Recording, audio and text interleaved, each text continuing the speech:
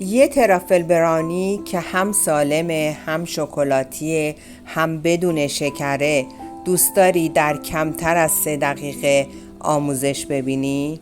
پس با من همراه شو. کمی آب جوش روی خرماها میریزیم و بعد از نرم شدن هسته و پوسته خرما را ازش جدا میکنیم.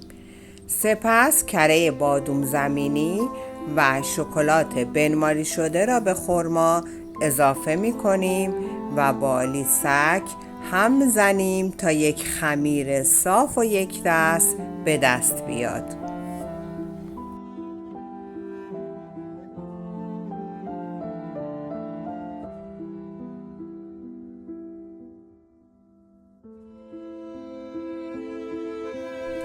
دستمون را با روغن نارگیل کمی چرب می‌کنیم و از خمیر گلوله هایی به اندازه دلخواه درست می‌کنیم و داخل پودر نارگیل می‌غلتونیم و در قالب کنار هم می‌ذاریم. حالا ترافل های آماده شده را در یخچال به مدت 2 ساعت و یا در فریزر به مدت 1 ساعت استراحت میدیم و در آخر ترافل های آماده شده را با شکلات بنماری شده تزیین میکنیم.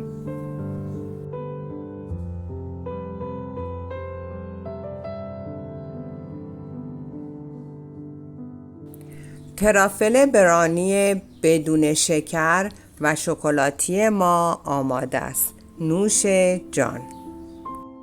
دوستان عزیز، برای دیدن آموزش‌های ساده و سریع ما کانال لاوا کیکس را سابسکرایب کرده زنگوله را روشن کنید و از آموزش‌های ما استفاده کنید. نظر شما راجع به این آموزش ساده و راحت و در عین حال سالم و خوشمزه چیه؟